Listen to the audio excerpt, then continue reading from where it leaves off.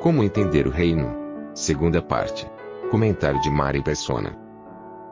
Agora, é importante tirar da cabeça essa visão dos evangelhos como se fosse igreja.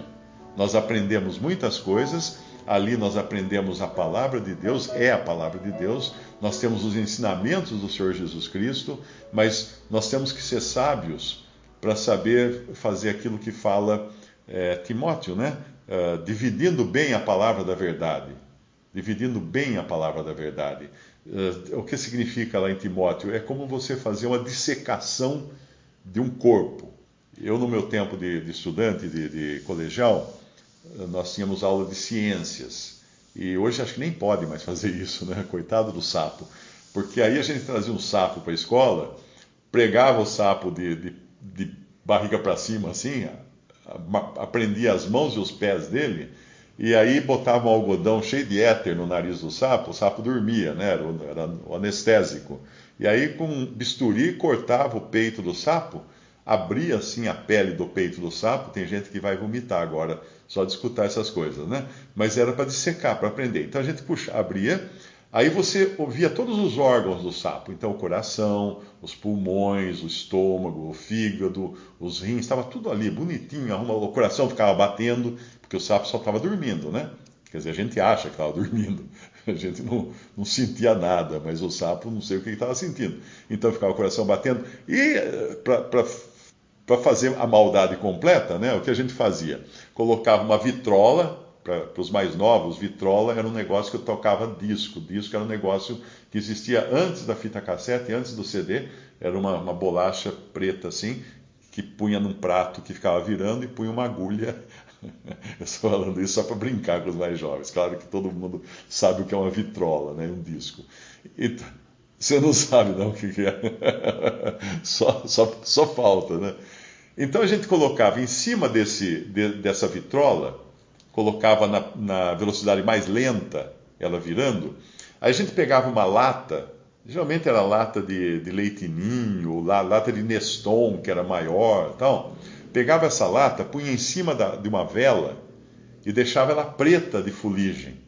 Aí fazia um mecanismo assim com umas tabuinhas e uma varetinha com uma agulha na ponta encostada nessa lata, e era uma varetinha que fazia assim, balançava num eixo, né? Ela estava pregada numa outra vareta, e nessa ponta de cá a gente esticava uma linha, pegava um anzol e enfiava no coração do pobre sapo.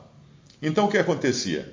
O coração do sapo batia. À medida que ele batia, essa haste levantava e abaixava. E aquela lata virando preta de fuligem, a ponta da agulha ia escrevendo o eletrocardiograma, que era o fuligem cardiograma do sapo, né? Que não tinha nada de eletrocardiograma. Isso era aula de ciências no meu tempo de estudante. Hoje eu acho que é até proibido isso. Se você fizer, você vai preso por estar fazendo coisas perversas para uma vida animal. Claro que eu acho errado hoje fazer isso também, né? Mas naquele tempo a gente caçava passarinho, era outra época. Então, por que eu falei tudo isso? Por causa do versículo que fala dividindo bem a palavra da verdade. Velho é assim, você começa a falar do fósforo e daqui a pouco você fala da caixa. Sai completamente, né? Mas dividindo bem a palavra da verdade significa fazendo uma autópsia, cortando corretamente cada órgão e separando para que serve cada órgão. Então, para ler a Bíblia, nós temos que fazer isso. Pegar a palavra da verdade e falar, ó, isso aqui é para essa época, isso aqui é para essa outra época, isso aqui é coração, isso aqui é estômago, isso aqui é pulmão, e a gente vai definindo cada coisa para que ela serve, porque senão é confusão na certa. É total confusão. Aí a pessoa vai ler Mateus 24, quando fala, será tirado um, o outro será deixado. O arrebatamento, daí não. Ali está falando que serão tirados os que vão morrer, né? Porque fala de Noé, quando veio Noé, veio o dilúvio e levou a todos. E em seguida fala, assim também no dia do Filho do Homem, um será levado, o outro será deixado. E como levado? Levado pela morte, porque o dilúvio não levou as pessoas para o céu, o dilúvio levou as pessoas para a morte. Então, voltando ao assunto, o importante é saber discernir essa diferença que existe entre o que é igreja e o que são evangelhos. Se não entender essa diferença, a confusão é grande. Nem entro, o Lemon explicou muito bem a questão do reino dos céus, a diferença com o reino de Deus, e é uma esfera. Então, aí quando surgiu a igreja, o que aconteceu? Vamos voltar para a escola, vamos voltar para minhas aulas do tempo de colegial. O que aconteceu? Teoria dos conjuntos. Lembra da teoria dos conjuntos? Que tinha aquelas circunferências que a professora desenhava na lousa. Então você tinha o conjunto A, o conjunto B, né? E aí o que ela fazia? Colocava uma circunferência em cima da outra e criava uma intersecção do conjunto A com o conjunto B. Então pensa assim, o conjunto A e o conjunto B. Na intersecção você tem o que são realmente os salvos. O que são os salvos. Só aqueles são os salvos. Mas o conjunto são todos os professantes, os que professam fé. E hoje, o reino dos céus e o reino de Deus, por consequência, se sobrepõem à igreja, formando então esse conjunto, nós chamamos de casa de Deus. Mas nessa casa de Deus, a intersecção deles é o que mostra apenas os salvos, que é a igreja. Mas todos estão dentro da casa professante de Deus. Todos professam. É lá em Efésios, aquela passagem que fala dos 3 círculos, não é? Você tem um círculo que é o maior, onde Deus é o Criador, Deus Pai, né? No sentido de Criador de todos os homens. Esse é o círculo maior. Aí tem tudo, tem budista, tem ateu, tem cético, tem qualquer um. Dentro desse círculo, teoria dos conjuntos novamente, tem um outro círculo, que são aqueles que professam o nome de Jesus, que vestiram a camisa do cristianismo pelo batismo. Eles podem não jogar no time, mas eles usam a camisa. Eles fazem parte da torcida, vamos falar assim, né? Eles fazem parte da torcida. Eles vão para o estádio de camisa, mas não sabem nem chutar a bola. E dentro desse círculo, um círculo menor, que são aqueles que têm o Espírito Santo hoje, que são os realmente salvos. Eles não apenas usam a camisa, eles jogam no campo, porque eles são agora nova criação. Então é muito importante entender esses diferentes círculos ou esferas da profissão cristã hoje, que estão dentro de uma esfera maior da humanidade, né? Daqueles que não professam ser cristãos e coisa nenhuma. É bem lembrado isso daí, porque lá em 1 Timóteo ele fala como deveria proceder na casa de Deus, que é coluna e firmeza da verdade. Eu acho que é 1 Timóteo 2, se não me engano. E lá em 2 Timóteo ele fala da grande casa, onde há vasos de honra e vasos de desonra, porque estava tudo misturado. E entendendo essas distinções também, nós aprendemos uma coisa importante quando a gente vai ler a Bíblia. Sempre que você pegar na Bíblia cartas que tem primeira e segunda, tente identificar que na primeira, geralmente são as ordens dadas, e na segunda são as correções mais graves das ordens dadas. Sempre as primeiras são aquelas de como estava no começo. Claro que já tinha coisa errada. As segundas são aquelas de como estaria nos últimos dias. Tanto é que a 1 Timóteo, Paulo fala dos últimos tempos. E na 2 Timóteo, Paulo fala dos últimos dias. Porque já é o finalzinho, é o fundo do tacho que nós estamos vivendo hoje.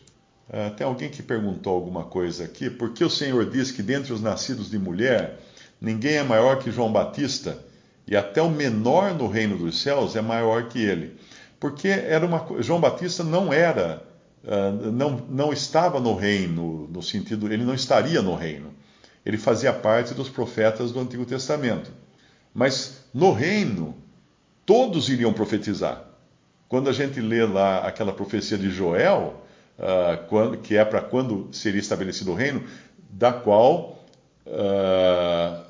Atos 2 fala uma parte dela, podemos até ler em Atos capítulo 2, o que nós temos ali? Pedro fala no versículo 16: mas isto é o que foi dito pelo profeta Joel.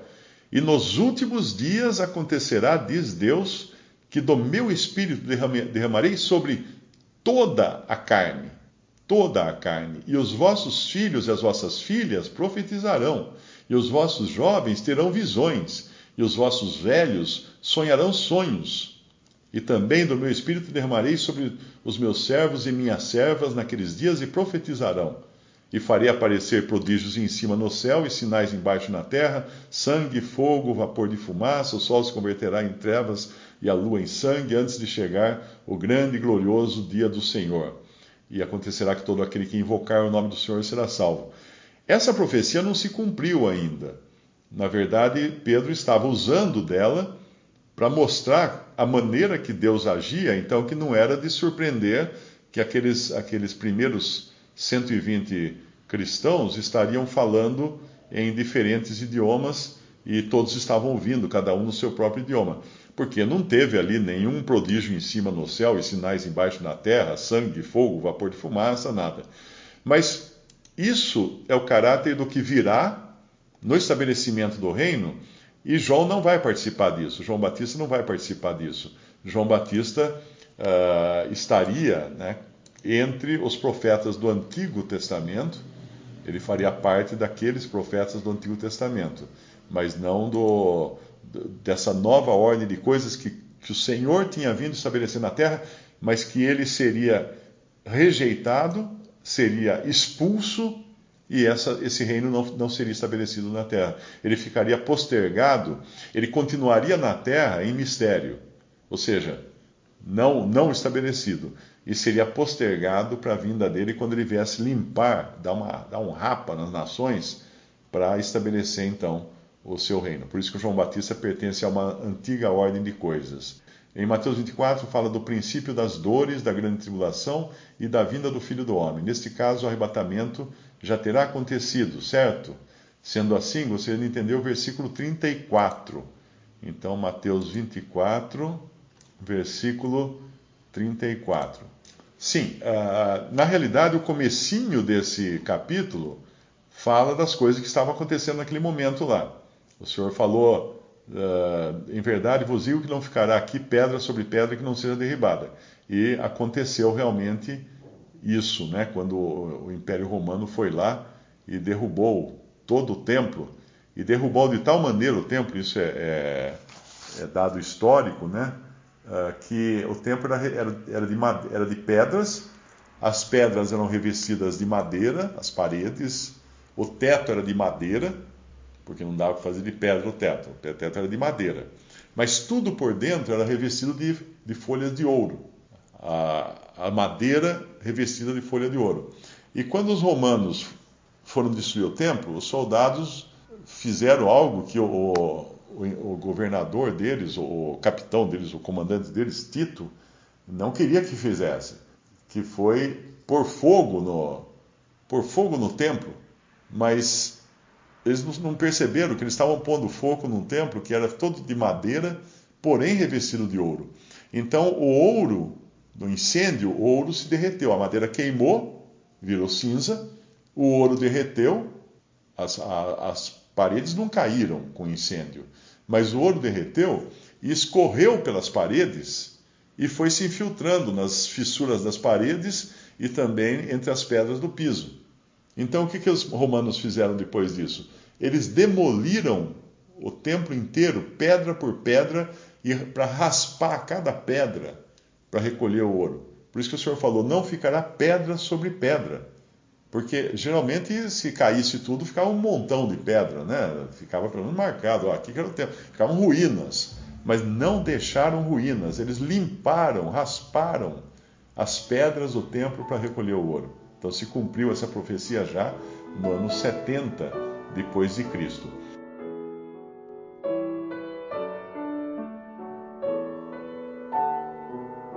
Visite Respondi.com.br.